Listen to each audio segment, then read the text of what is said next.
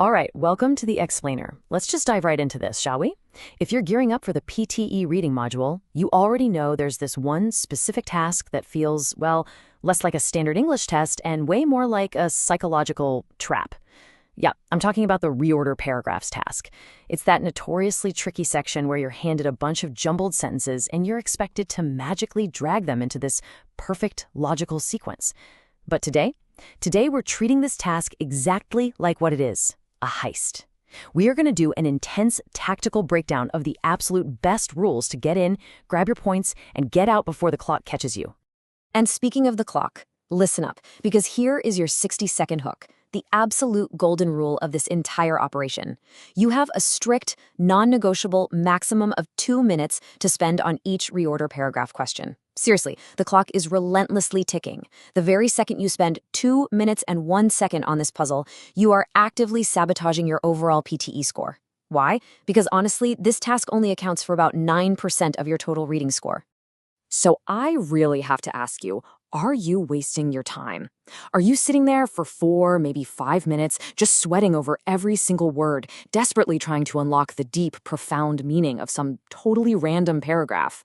The brutal truth here is that chasing perfection on this one specific task literally steals precious, irreplaceable time from the much higher scoring sections that come right after it, like reading fill in the blanks. You simply cannot afford to drain your time bank here.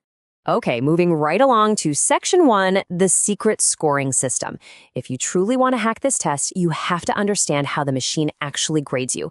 And you know what? It all comes down to something called adjacent pairs. Let me show you what I mean.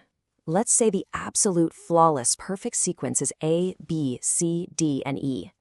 But, you're under pressure, so you submit A, B, E, C, D. Looking at that, your overall sequence is entirely wrong. But guess what? You actually still score 2 major points. Why is that? Because you correctly paired A directly next to B, and you paired C directly next to D. You see, you get 1 point for every 2 sentences you place correctly next to each other. So you aren't actually graded on crafting the perfect 5-sentence sequence. The goal isn't a perfect paragraph. The goal is just finding those connections. Section 2, finding the starting point. This right here is the master key to unlocking the whole puzzle.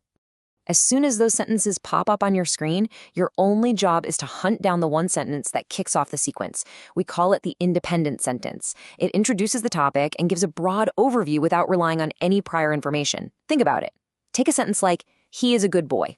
Could that be your starting sentence? Absolutely not, because, well, who is he? It relies on previous information. But a sentence like, "In 1953, James Watson," introduces a specific time and a full name. It stands completely on its own. The ultimate test here is what we call the stranger rule. Could you walk up to a total stranger on the street, say this exact sentence, and start a conversation without them being totally confused? If the answer is yes, boom, you found your starting point. Which brings us to Section 3, grammatical pairing rules. Once you've got your starting sentence locked in, these are going to be your fast, rapid-fire pairing tools. Remember, you aren't reading for deep meaning anymore. You are strictly scanning for structural clues to extract points before time runs out. First up is the article rule, and honestly, it's a beautiful, easy trick. An indefinite article introduces a new concept, like a study conducted at Harvard. A definite article refers back to it, the study found. Whenever you have 2 sentences talking about the exact same noun, the sentence with a or an will always, without fail, come before the sentence with the. It's just a guaranteed point.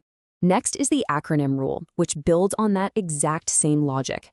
When introducing someone or something, we naturally use the full formal name first. United Nations or the full name Dr. Michael Clark absolutely must appear before the abbreviation UN or the shortened surname Dr. Clark. If you spot a sentence with an acronym or just a last name, immediately scan the other sentences for the full version. Just like that, you found another adjacent pair. Then we have the pronoun-noun rule. Think about it. A pronoun's entire job is to replace a noun so we don't have to sound repetitive. Because of that, the noun simply has to come first. If a sentence starts with this policy, they, these, or it, you immediately know it cannot be the starting sentence.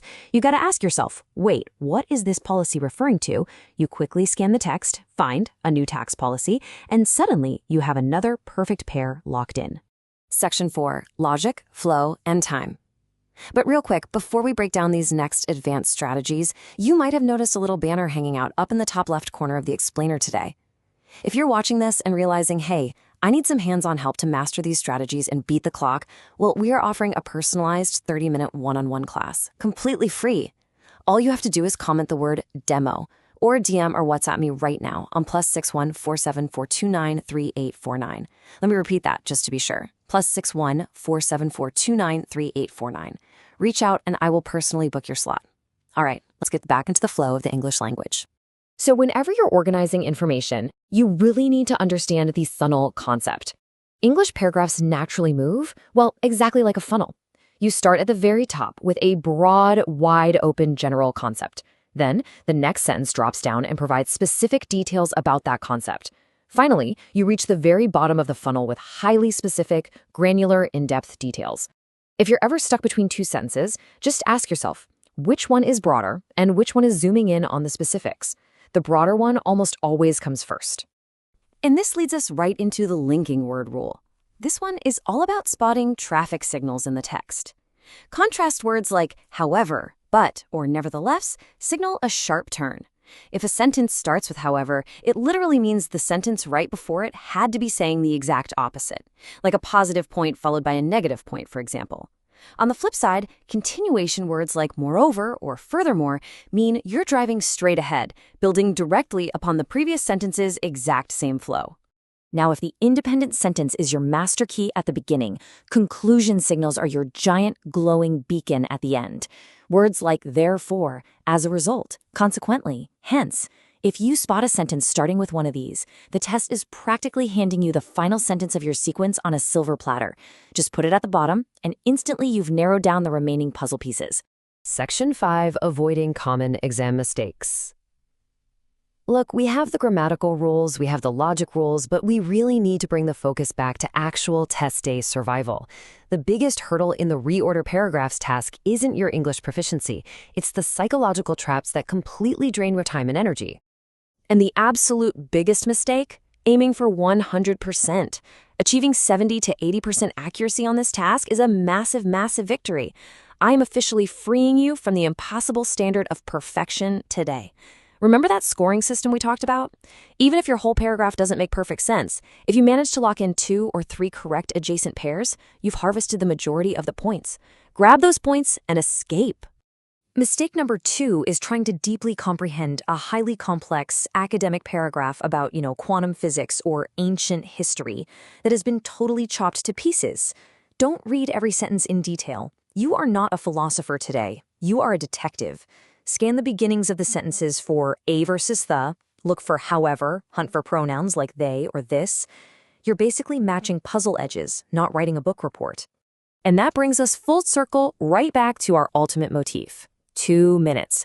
Please do not endlessly swap sentences around, second-guessing yourself while the clock just bleeds out. Get in, find your independent sentence, match your obvious grammatical pairs, slap your conclusion at the bottom, make your absolute best guess on what's left, beat the clock, and move on to the more important sections of the test. So I want to leave you with this final, provocative thought. Are you ready to beat the clock and truly hack the PTE reading module? The very next time you sit down for a practice session, I challenge you to throw away your old habit of overreading. Use this playbook instead. Give yourself exactly 2 minutes, hunt for those adjacent pairs, and just watch how much faster and more confident you become. Knowledge is